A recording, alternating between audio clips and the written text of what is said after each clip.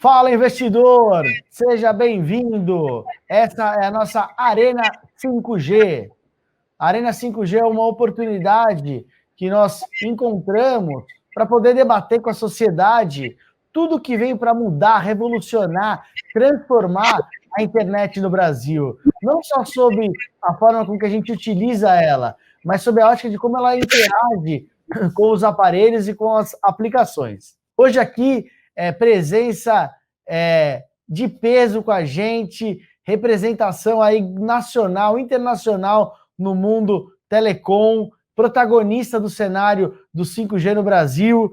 Wilson Cardoso, como vai você? Wilson Cardoso é CTO da Nokia e vice-presidente do projeto 5G no Brasil. Wilson, muito obrigado pela sua participação aqui com a gente. Não, obrigado pelo convite, é um prazer estar aqui, a gente poder debater nos próximos minutos o que o 5G vai trazer de benefício para a sociedade e para os consumidores. Maravilha, agradeço muito, agradeço a Nokia também, que nos deu a oportunidade aqui de compartilhar do tempo do Wilson. Muito obrigado, Nokia. Wilson, eu vou fazer a minha primeira pergunta aqui. Eu sou um Howley nesse assunto, né? Eu conheço muito, então vou fazer perguntas como se eu fosse aqui a minha base de cliente, tá? A gente sabe que existe um leilão para acontecer o ano que vem. Esse leilão está sendo muito falado. O que de fato vai ser leiloado ano que vem? Muito obrigado. Bom, o que está previsto no leilão são frequências de 700 MHz, né? Um bloco pequeno de 10 mais 10 MHz. Um segundo bloco de 2,3 GHz. O grande bloco de 400 MHz, que aí vai possibilitar a entrada de 4 ou 5 operadoras nessa faixa. E por que esse bloco de 3,5 é mais importante todo mundo? Porque ele é um ecossistema global. Todo mundo que está fazendo rede 5G hoje praticamente está fazendo nessa frequência. E, finalmente, vem as frequências milimétricas, 26 GHz, que também é muito importante, porque toda a promessa do 5G de baixa latência, altíssima velocidade, vem com essa frequência de 26 GHz. Então, o leilão da Anatel é extremamente inteligente nesse ponto, de combinar bandas baixas, bandas médias e bandas altas no leilão único, possibilitando aí todo tipo de aplicações e usos do 5G. Entendi. Wilson, bom dia, prazer aqui tê-lo aqui com a gente. Você já falou um pouquinho sobre o leilão, eu queria perguntar, você como representante da Nokia, acho que se pudesse falar um pouco o que é o diferencial ali do 5G para o 4G, e até falando um pouco mais tecnicamente, né, qual que é o diferencial que vocês colocam aí para as operadoras, em termos ali de soluções, né? Vamos falar um pouco assim, o 5G não é mais um G, né? É muito diferente do 3G para o 4G, ou que nós tivemos do 2G para o 3G, para o 4G, para o 5G. Ele é uma revolução, e o 5G eu gosto de falar que tem 3 pilares. O primeiro pilar, que é o mais lógico, que é a evolução do 4G mesmo, né? Esse é o mais um G, que é trazer mais velocidade. Nós estamos falando de trazer gigabit por segundo para dentro dos dispositivos. Eu vou até fazer um pouco de propaganda, mas 2 semanas atrás nós mostramos aqui com uma operadora no Brasil 4 gigabits por segundo chegando no telefone. Aí você fala, o que eu faço com 4 gigabits por segundo? Eu vou fazer a mesma pergunta, talvez eu volte para você. Quando veio o 4G, você falava, o que eu faço com 20 megabits por segundo? Hoje, quando você está com 20 megabits por segundo, você fala, pô, eu preciso de mais banda, né? Então, essa é uma necessidade natural, as aplicações vão vir para frente. O segundo grande bloco, que começa a vir agora em termos de especificação técnica de dispositivos, é o que a gente chama de baixa latência, que é aquele tempo que demora, é o tempo que demora para a informação sair do seu dispositivo e até a rede ser processada e voltar. Por que a latência é importante? Para aplicações industriais, para robô, e mesmo para a gente navegar na internet, quanto mais rápida a latência, mais rápidas as informações vêm. Nós estamos fazendo uma videoconferência aqui, né? Se a gente tivesse latência muito alta, se escutar minha voz, talvez, muito depois, ficaria ruim a nossa interação. E o último grande bloco é milhões de sensores por quilômetros quadrados. Porque daqui a pouco, esses sensores vão estar controlando a nossa temperatura, para ver se nós estamos aí sofrendo algum impacto de febre com Covid, nossa pressão arterial, controlando o sensor no campus, sensor na máquina, a câmera de segurança na nossa casa. Então, todo esse conjunto é o 5G. Ele começa com banda larga, mais rápida, e vai continuar com milhões de sensores por quilômetros quadrados, passando por latência. Então, esse é o conjunto todo que a gente precisa ver. Legal, muito bom. Bom, então acho que eu já vou emendar uma segunda parte. A gente já falou um pouco sobre a tecnologia. Eu queria perguntar um pouco, talvez em termos práticos, quais são ali, possivelmente, quais setores da economia que vão se beneficiar bastante. Você falou baixa latência, alta velocidade. Tem alguns estudos em termos de impactos econômicos que pode gerar o 5G para a economia? Nós da Nokia fizemos um estudo com uma consultoria específico para a América Latina e fizemos um capítulo para o Brasil. Nós prevemos o impacto econômico de 1,2 trilhões de dólares nos próximos 15 anos no PIB do Brasil, com a adoção de 5G. Então, e quais são os setores que vão ter maior benefício? Então, claramente, é a indústria, a agricultura e o próprio governo com cidades inteligentes. É difícil a gente imaginar o Brasil ou qualquer país do mundo sem carros inteligentes daqui a uns anos. Eu não sei quando o carro inteligente vai entrar em operação, mas ele vai entrar, a gente não tem dúvida disso. O mesmo trator dentro de uma fazenda que vai estar comandado por 5G sem ninguém dentro do trator. Então, à medida que nós falamos aqui agora, nós estamos automatizando minas no Brasil, trazendo baixa latência, tirando a pessoa de dentro da máquina. Por quê? Você tem uma mina, quando você tem um acidente, a mina fica parada 5, 6 dias. Né? Quando você tira a pessoa de dentro do trator, da máquina, do caminhão, você reduz o risco de acidentes. Além de fazer com que a gente tenha melhor desempenho desses equipamentos, baixando o consumo de combustível, fazendo com que eles vão mais rápido e trabalhando no 7x24, deixando as pessoas na zona de conforto. Em vez de trabalhar dentro de um caminhão, que talvez tenha até ar-condicionado, ele está trabalhando agora dentro de uma sala refrigerada, livre de qualquer risco dentro da mina. Então, essas modificações que a gente precisa ver, e são os casos de uso que vai vir para frente. E talvez na parte de consumo, só complementando, o que a gente viu agora com a pandemia, né? Todos nós saímos das empresas, dos escritórios, e estamos trabalhando em casa, de diferentes formas. Todos nós começamos a valorizar mais agora o negócio, que é o famoso upload, né? É o que sai da nossa casa e vai para a rede. Então, todo mundo ficou mais preocupado com a conexão que nós temos dentro de casa, com a estabilidade dessa conexão. Então, aí talvez é um dos grandes componentes que a gente imagina que o 5G pode ajudar. Entendi, ótimo. Duprá, por favor, Duprá, você que é um especialista aí no assunto, por favor, aí, acrescente a sua pergunta aqui no nosso bate-papo. Pois é, Nil. Wilson, eu acho muito importante hoje nossos investidores saberem, dizer, esses setores, você citou a indústria, citou a parte de agro e cidades inteligentes, né? O impacto que a gente pode imaginar desses setores vai acontecer agora? Qual a expectativa? Quando esse negócio vai acontecer de fato? Nós estamos falando de 2021, 2022, porque o investidor precisa saber do timing para que ele possa, de fato, apostar nesses setores, entendeu? Acho que tudo depende do leilão, né? Tudo está travado em função do leilão de frequências. E com o leilão acontecendo, as coisas começam a se disparar e tudo deve sair em 2021. Claro que muita coisa a gente pode começar a fazer com 4G hoje, né? Tudo que nós estamos fazendo em termos de automação é preparando as redes com 4G e essas redes podem já evoluir para 5G com software e adição de novos equipamentos. Mas é fundamental a gente ter essa visão de evolução nos próximos 2, 3 anos. E claro que todo o ecossistema que nós comentamos antes, ele está sendo preparado também, né? Até um fator positivo, talvez, dessa pandemia foi dar tempo para que a indústria se prepare em termos de dispositivos e soluções para acompanhar a necessidade de crescimento do 5G. Talvez foi um lado positivo que nós tivemos em função da busca que estava tendo, né? Claro. E nós estamos muito atrasados em relação ao restante do mundo. Dá um panorama geral. Bom, esse é difícil de dizer assim, estamos atrasados, adiantados, né?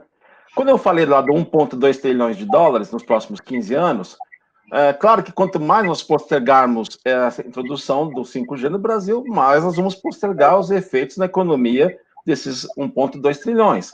Pode chegar ao ponto, vou dar um exemplo, nós estamos fazendo a introdução de 5G em fábricas, uma ação pública da Toyota no Japão.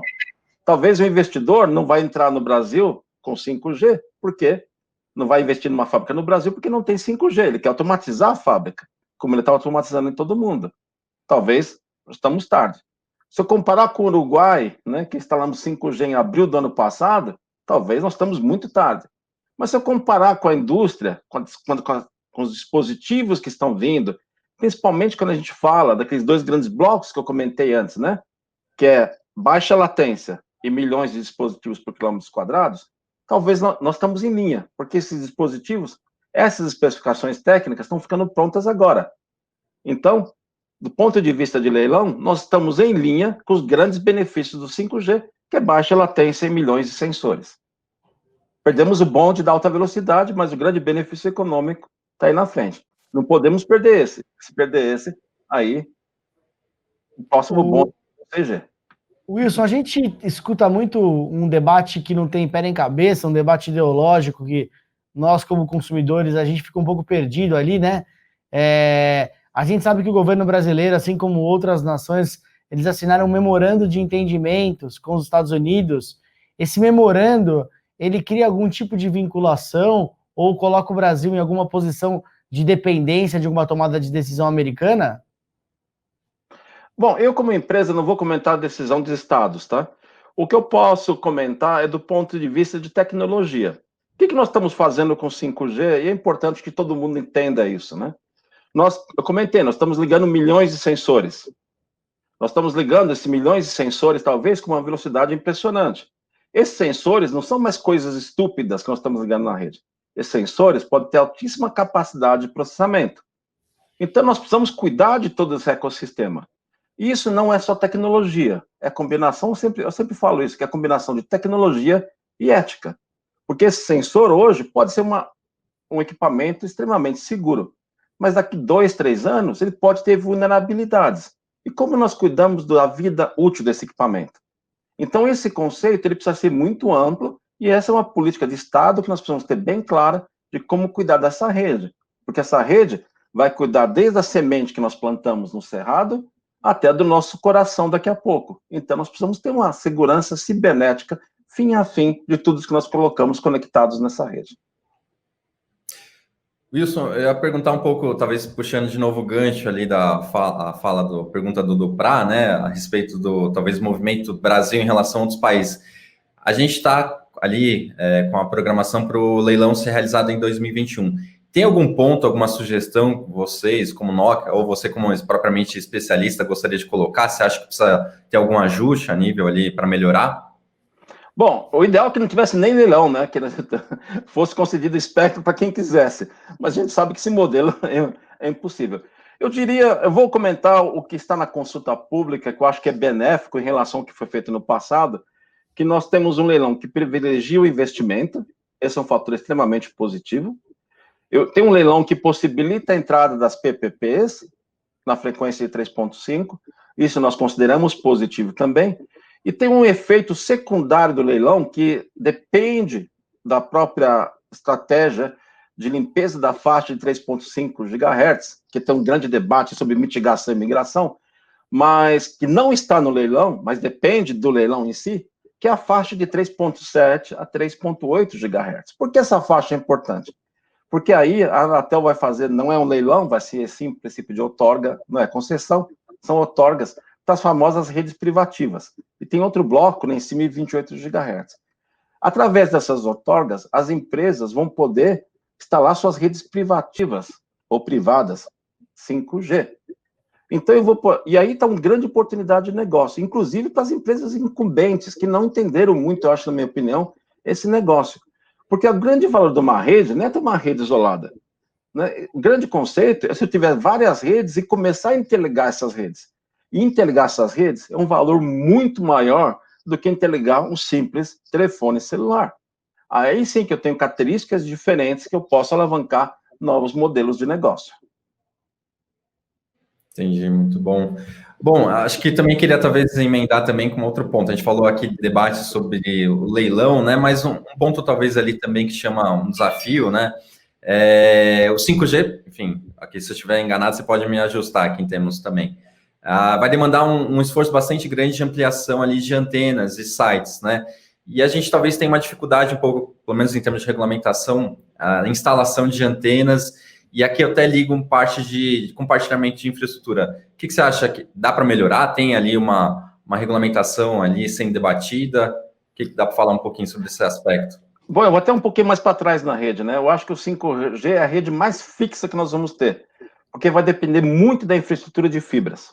Né? Se eu não tiver um backhaul, que a gente chama tecnicamente, a estrutura que eu conecto as torres, né? Em toda a rede, internet global, de fibras, eu não consigo fazer esse 5G trafegar. Eu preciso de muita capacidade.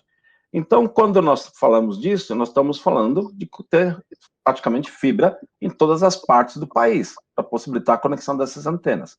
O compartilhamento de infraestrutura, ele é chave, porque quando nós falamos dessas frequências milimétricas que estão lá no digital, eu não posso ter 4 torres, né?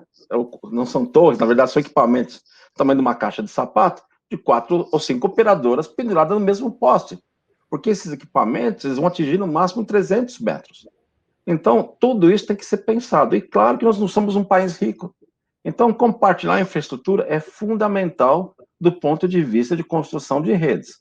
E, na minha opinião também, eu acho que nós vamos ter o 5G, se as PPPs entrarem, talvez antes, começando no interior, do que nas grandes cidades, porque a demanda existe grande no interior do país, principalmente para complementar a cobertura de fibra que nós temos em grande parte da nação. Legal. Bom, eu estou abusando aqui um pouco aqui dos meus colegas do espaço, mas eu já queria também emendar esse um pouco mais técnico, né? Já que puxou aqui o gancho, você falou compartilhamento, né? E essa complementariedade entre a fibra. Eu queria perguntar um pouco, uma pergunta talvez conceitual e também técnica, né? Eu acompanho aqui o mercado muito ali, olhando as grandes operadoras, né? Principalmente as listadas em bolsa, e elas passam por um crescimento bastante avançado em uma linha, né? O crescimento ali de ampliação da rede fibra ótica, banda larga ali, residencial. A gente está passando por um crescimento bastante elevado e também a gente projeta ali um crescimento para frente. Eu coloco em xeque, enfim, uma ideia. Será que talvez a ampliação 5G talvez vai colocar em xeque ali, a gente não vai precisar talvez ter uma banda larga fixa em casa, a gente pode utilizar o nosso 5G no nosso aparelho? A pergunta é extremamente interessante. Acho que do ponto de vista de investimento, até eu sou um grande, até brinco, o Doplá sabe disso, né? Que eu me chamo de engenheiro grossão, né? Talvez um bom engenheiro, um péssimo economista. Mas do ponto de vista de fibra, né? A fibra talvez se amortiza não em 5, 7 anos, como é uma rede 5G. Ela se amortiza talvez em 10, 20 anos. Porque ela tem uma durabilidade de 10, 20, 30, 50 anos. Nós temos fibras que estão instaladas há 20, 30 anos e estão operacionais. A rede 5G, com certeza, não vai ficar operacional por 20 anos. Eu não tenho dúvida disso, né? Então, nós precisamos balancear. Primeiro ponto de vista é do investimento e da depreciação desse investimento. Não da depreciação, mas da geração de caixa desse investimento, né? Desculpa quem está assistindo, quem é de investimento, mas é um pouco do meu conceito de engenharia dentro disso. Por outro lado, nós precisamos ver que para conectar todos esses millimeter waves, todo esse 5G, eu vou precisar de muita fibra. Agora, por outro lado, dentro do consumidor, quantas vezes nós tivemos dentro de casa durante a pandemia e houve uma falha da rede de fibra? Não houve uma falha, mas a rede de fibra ela foi desenhada também para ser uma rede de melhor esforço, né? Ninguém aqui ofereceu para você confiabilidade de 99,99999% no seu contrato. Ou que a sua rede de fibra vai falar 1 segundo por ano. Alguém assinou o contrato desse jeito? Não, está explícito. Eles vão te dar 10% do contrato. Agora, se eu tiver essa possibilidade de ter o próximo passo do contrato, eu vou comprar velocidade, confiabilidade e latência. Mudou a regra do jogo. Mudou a regra para todo mundo. E isso pouca gente entendeu no mercado. Todo mundo hoje no mundo, com algumas exceções, vende velocidade. Quem está preparado para vender latência? Quem está preparado para vender confiabilidade?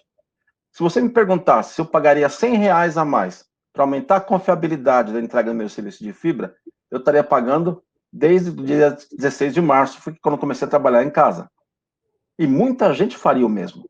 E muita gente fará o mesmo daqui para frente. O que a gente não entendeu é que talvez tem milhões de brasileiros que pagariam R$100 a mais para ter uma confiabilidade maior do serviço, que seja através de fibra ou fibra complementada por 5G.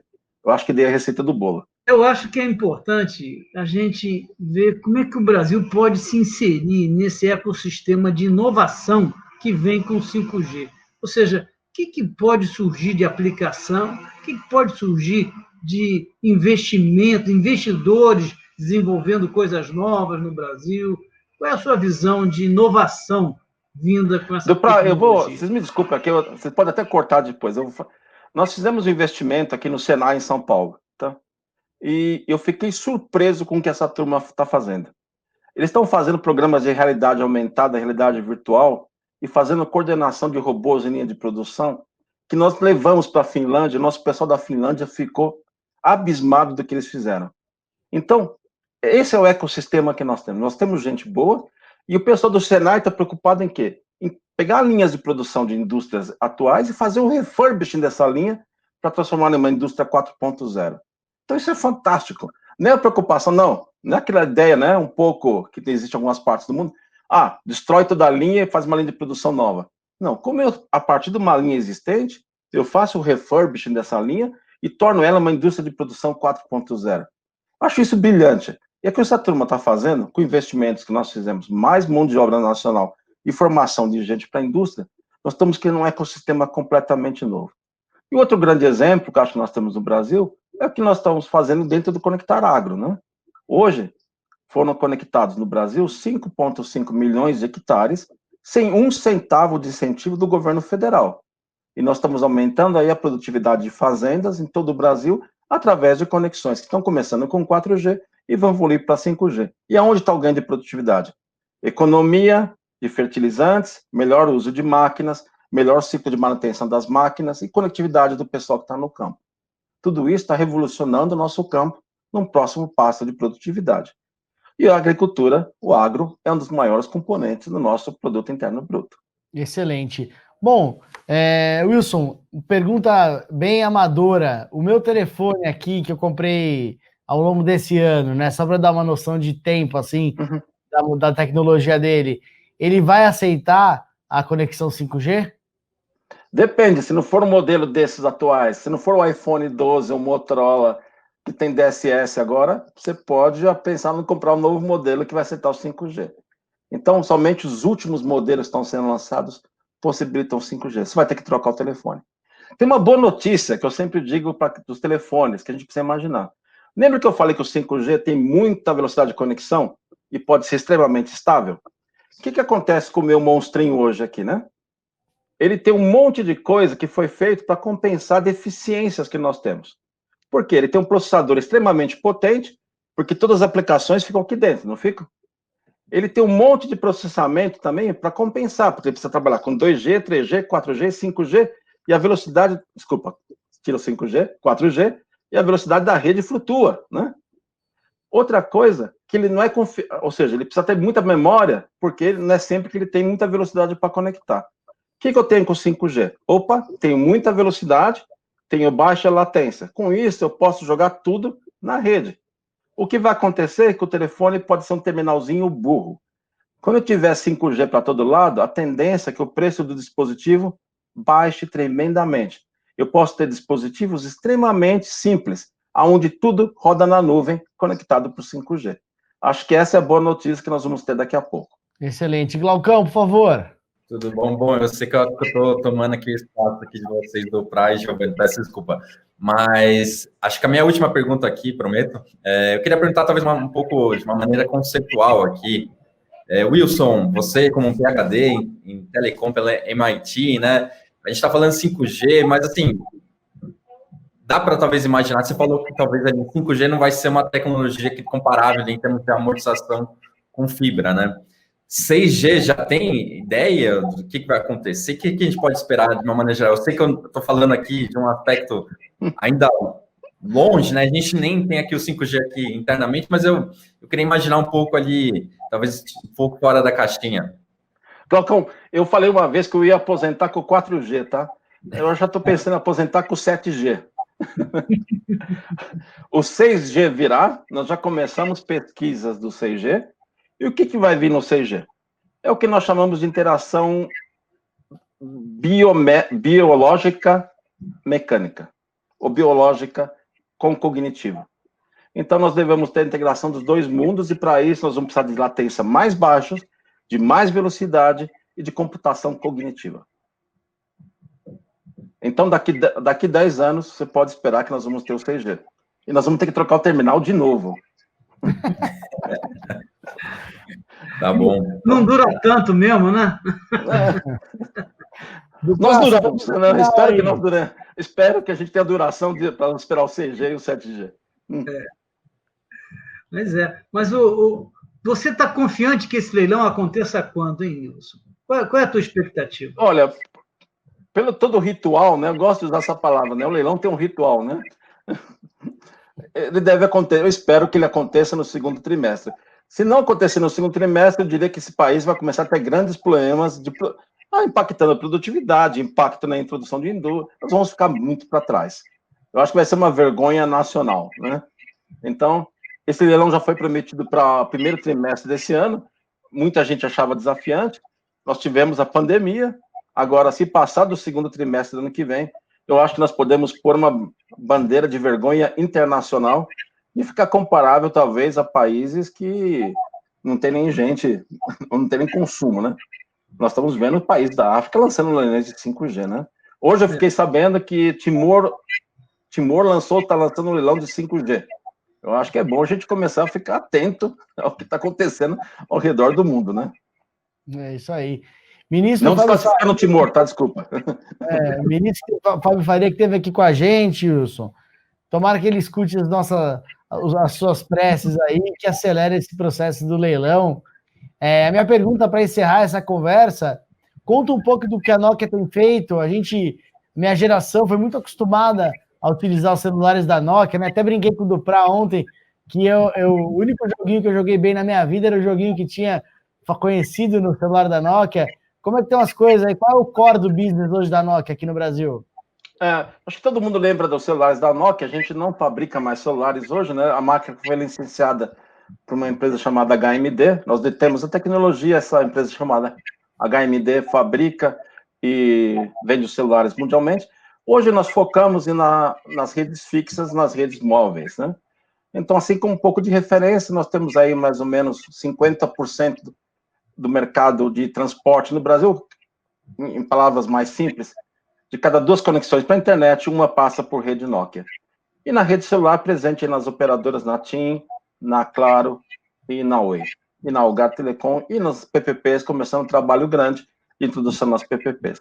E um grande foco nosso está sendo nas redes privadas, aí no Brasil hoje, liderando esse mercado. É isso que nós estamos buscando aqui em termos de país.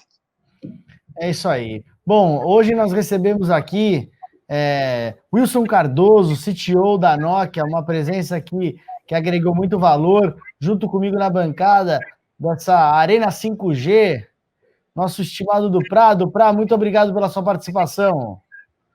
Glaucão, obrigado, tudo de bom. Obrigado pelas contribuições. Wilson, deixa a palavra final com você. A Necton agradece imensamente a sua participação. Se despeça aí do nosso público. Um abraço. Bom, obrigado pelo convite. Foi um prazer estar aqui com vocês nessa meia hora. E eu acho que é importante a gente ver os ganhos de produtividade que o 5G vai trazer. Esse 1,2 trilhões que nós vimos nos próximos 15 anos. É fundamental, nós temos o leilão de espectro de frequências que vai possibilitar a introdução de todo esse ecossistema no país. E claro que nós temos que nos preparar para fazer essa introdução dessa tecnologia, formando o pessoal e criando as oportunidades de mercado para todo mundo. Muito obrigado e até uma próxima vez. Obrigado pela audiência, investidor. Um forte abraço a todos e aguardem novidades aí. Arena 5G, mais informação para você. Rimou até indo para. Um abraço. Abraço. Valeu, obrigado, Wilson.